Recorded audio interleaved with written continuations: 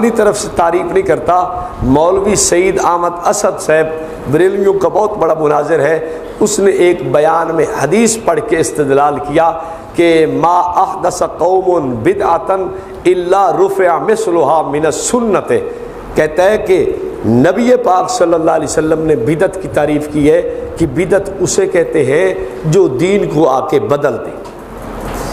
حدیث کا معنی یہ تھا کہ جو قوم بدعت کو چالو کرتی ہے اللہ وہاں سے سنت کو اٹھا لیتا ہے، لیکن اس کا مفہوم اس نے یوں بنایا کہ بدعت وہ چیز ہوتی ہے جو سنت کو آ کے بدل دے۔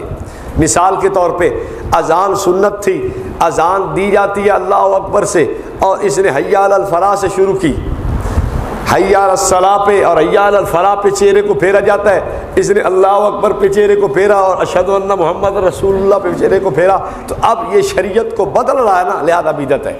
اب دیکھنا، اب وہ کہنا یہ چاہتا ہے کہ ہم صلاۃ پڑھتے ہیں، ہم نے اذان کو تو بدلا نہیں ہے نا، لہذا بدعت نہیں ہے۔ ہم جنازے کے بعد دعا مانگتے ہیں، ہم نے جنازے کو تو نہیں بدلا نا، لہذا بدعت نہیں ہے۔ ہم نے درود شریف بھی پڑھا اور انگوٹھے بھی چوم لیے، ہم نے درود کو بدلا تو نہیں ہے نا، لہذا بدعت ہے، لہذا بدعت نہیں ہے، لہذا جائز ہے۔ اذان کے ساتھ صلاۃ و سلام بھی جائز، انگوٹھا چومنا بھی جائز، اور جناب جی جنازے کے بعد دعا بھی جائز۔ اور قبر پر اذان تھی، ہم نے دعا مانگنی تھی، شریعت کا مسئلہ تھا، ہم نے اذان پہلے دے دی پھر دعا مانگی، ہم نے بدلا تو نہیں ہے نا معاملہ۔ بدلنا تو تب تھا نا کہ جب ہم دعا کے اندر جناب اللہ سے مانگنے کی بجائے قبر والے سے کہہ کے مانگتے، بجائے دعا مانگنے کے ہم کہتے نہیں دعا ہے ہی نہیں، صرف اذان ہے، پھر تو تھی۔ اب ہم صلاۃ و سلام اذان کے اندر پڑھتے، پھر تو بدعت تھا، پھر ہم نے بدل دیا۔ جب ہم نے شروع میں اذان کو رکھا اور پھر صلاۃ و سلام کو رکھا، یا شروع میں صلاۃ کو رکھا پھر اذان کو رکھا، تو ہم نے اذان کو بدلا تو بات سمجھ آئی ہے؟ اس کا اعتراض سمجھ آ گیا؟ اب جواب سنیں۔ مولوی سعید اسد ویسے تو بیچارہ بڑا اپنا بہت بڑا مفکر اسلام بنتا ہے، لیکن میری سمجھ میں اس بیچارے کو ٹکے جتنی بھی سمجھ نہیں ہے۔ ٹکا سمجھتے ہو؟ کھوٹا پیسہ، ٹیڈی پیسہ جنوا دے، اور چلتا ہی نہیں جیڑا کھوٹا پیسہ، اس کو اتنی بھی سمجھ نہیں ہے۔ کیوں؟ اب آپ دیکھیں، آپ خود مانیں گے کہ واقعہ صحیح ہے۔ نبی پاک صلی اللہ علیہ وسلم کے دور مبارک میں اذان سے پہلے صلاۃ نہیں تھا نا۔ اب جو اس نے شروع کرا دیا تو اس نے طریقہ بدلا یا نہیں؟ تو پھر مجھے بتاؤ، تغییر سنت تو ہو گئی نا، مغیر سنت عمل ہے، تو پھر اس کو بدعت میں کیوں نہ کہوں؟ رحمت دو عالم صلی اللہ علیہ وسلم کا عمل مبارک یہ نہیں ہے۔ مولوی احمد رضا نے خود اپنی کتاب احکام شریعت کے اندر مسئلہ نمبر 39 حصہ اول پہ یہ بات درج کی ہے، کہتا ہے کہ اذان کے بعد صلاۃ و سلام سن 781 ہجری میں شروع ہوا ہے، اس سے پہلے نہیں تھا۔ اب اس کا مطلب ہے کہ نبی پاک صلی اللہ علیہ وسلم کے دور میں وہ کیوں شروع ہوا، اس کی کیا وجہ تھی، اس پہ ایک لمبی تفصیل ہے، میں اگر گیا تو وقت تھوڑا ہے، میری گفتگو رہ جائے گی، میں اس طرف نہیں جاتا۔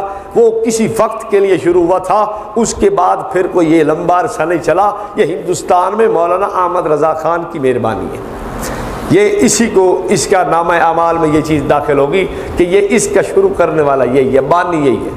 اب دیکھنا، جنازے کے بعد دعا نبی پاک صلی اللہ علیہ وسلم کے مبارک زمانے میں نہیں تھی۔ اب کیا ہوا، اس نے جب دعا شروع کرا دی، وہاں نہیں تھی، وہاں جنازے کے بعد دعا نہیں تھی، اور اس نے جنازے کے بعد دعا۔ اب بتاؤ، سنت عمل کے اندر تغیر ہوا یا نہیں؟ بدلنا ہوا یا نہیں؟ تو یہی تو تبدیلی ہو گئی، پھر بدعت کیسے نہیں ہے؟ اب یہ دیکھیں، قبر پر یہ جو دعا تھی، نبی پاک صلی اللہ علیہ وسلم نے دعا منگائی ہے قبر پر، وہاں اذان نہیں دی نا۔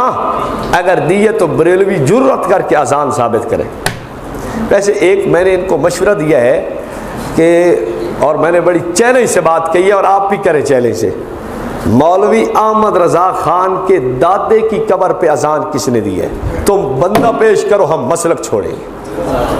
تم بندہ پیش کرو کہ مولوی احمد رضا خان کے دادا کی قبر پہ، جس کا نام حافظ جس کا نام کیا نقی علی، تو ان کے والد کا نام تھا نا، ان کے دادا کا نام تھا رضا علی، پردادا کا نام تھا قاسم علی۔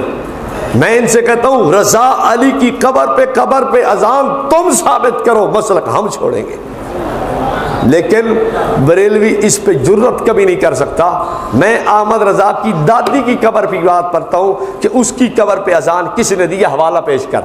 احمد رضا کے پردادا قاسم علی خان کی قبر پہ کس نے اذان دی، پیش کرو۔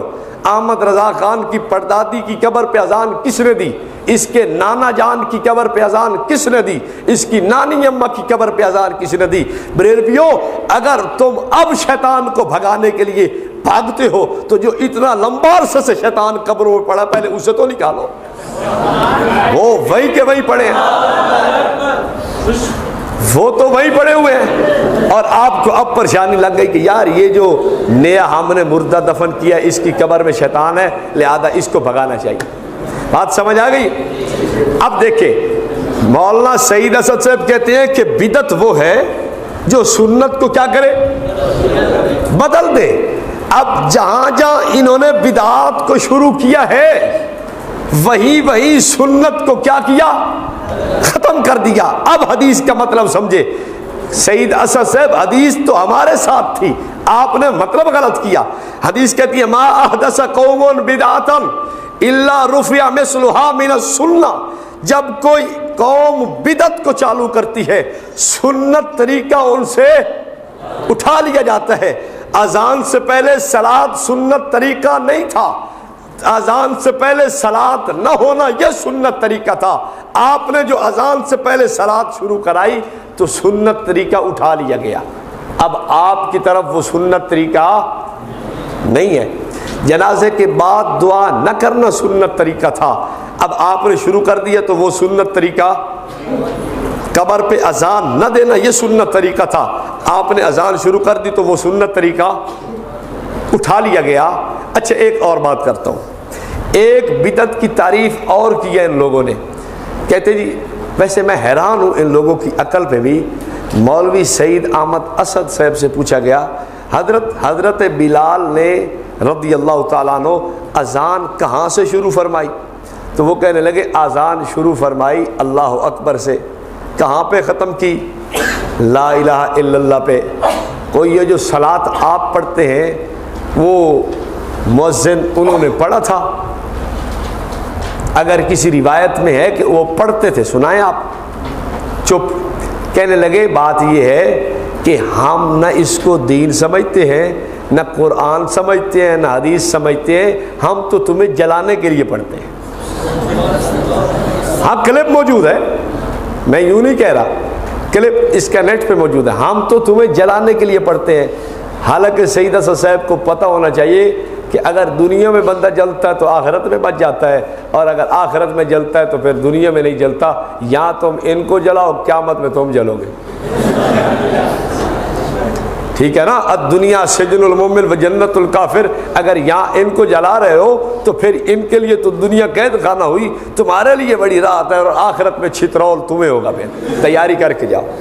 دوسری بات، اچھا آپ خود سوچیں، ایک بات کا اقرار مولانا سعید اسد صاحب نے کیا اور ایک بات کا اقرار مفتی فیض احمد اویسی نے کیا۔ اس نے کیا کہا؟ اس نے کہا ہم اذان سے پہلے جو صلاۃ پڑھتے ہیں یہ اسپیکر کی نبض چیک کرنے کے لیے پڑھتے ہیں۔ اب خود سوچے، اب لوگ تو سمجھتے ہیں کہ یار بڑے عاشق لوگ ہیں، دیکھو کیسے اچھے لوگ ہیں کہ اذان سے پہلے درود و سلام پڑھ رہے ہیں، اذان سے پہلے دیکھو کیسی عبادت کرتے ہیں۔ لوگوں کو یہ نہیں پتا کہ یہ تو اپنے اسپیکر کو چیک کرنے کے لیے پڑھتے ہیں، محبت کوئی نہیں ہے۔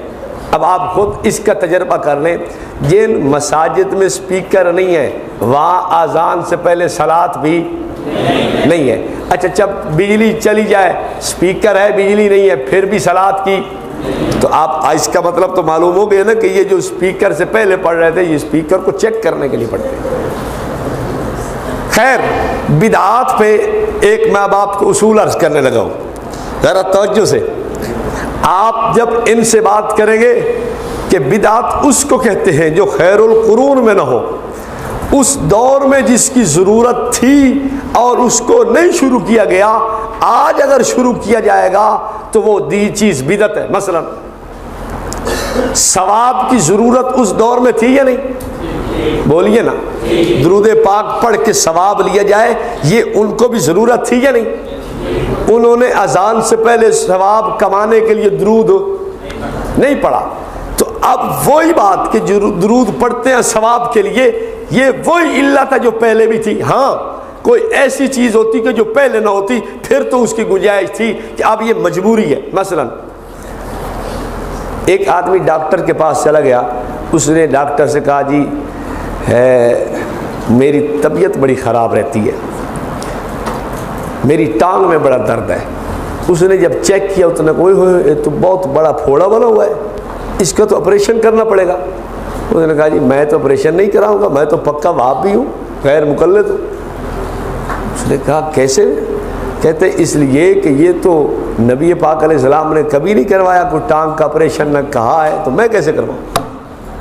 وہ ڈاکٹر کہے گا وابی صاحب تیرا دماغ تو خراب نہیں ہے، یہ چیزیں ضرورت بھی اب پڑی ہیں، پہلے میں ایک دفعہ گزر رہا تھا تو بیان لگا ہوا تھا امیر دعوت اسلامی جناب الیاس قادری صاحب، وہ بیان فرما رہے تھے کہ دیکھو یار میں حیران ہوں کہ یہ بدعت کہنے والے لوگوں کو اتنی بھی سمجھ نہیں ہے۔ ان سے پوچھو، جب وہ تم سے پوچھیں کہ یہ میلاد کہاں سے ثابت ہے تو تم ان سے پوچھو یہ پنکھے کہاں سے ثابت ہے؟ وہ سارے آگے طوطے جو بڑے جھوم رہے تھے، میں نے کہا واہ بھائی تم ان سے پوچھو کہ یہ بلب کہاں سے ثابت ہے، یہ جو تم نے گھر کے اندر لائٹ لگوائی ہوئی ہے یہ کہاں سے ثابت ہے؟ اچھا یہ جو مولانا آپ سائیکل پہ چڑھے پھر رہے ہیں یہ کہاں سے ثابت ہے؟ یہ موٹر سائیکل کدھر سے آیا، کار کہاں سے آئی؟ حضرت کو پکڑ لو، ان کو جہاز پہ نہ جانے دو، اس لیے کہ اس دور میں جہاز کہاں تھے؟ تو یہ بدعت نہیں ہے۔ وہ تمہیں میلاد کا ثبوت مانگے تو تم جہاز کا ثبوت مانگو۔ وہ سارے طوطے بڑے خوش تھے کہ آج تو بہت بڑا ایک ہمیں بات سمجھا دی ہے سیدی اعلیٰ حضرت نے۔ میں سوچ رہا تھا کہ اللہ کریم کی تقسیم ہے کہ کیسے جہالت پہ یہ مطمئن بیٹھے ہیں۔ کیوں؟ آپ کہیں گے وجہ دیکھیں، رحمت دو عالم صلی اللہ علیہ وسلم نے فرمایا من احدث فی امرنا ھذا، فی امرنا ای فی دیننا، جو ہمارے دین میں کسی چیز کا اضافہ کرے۔ اب بتاؤ یہ پنکھا دین ہے؟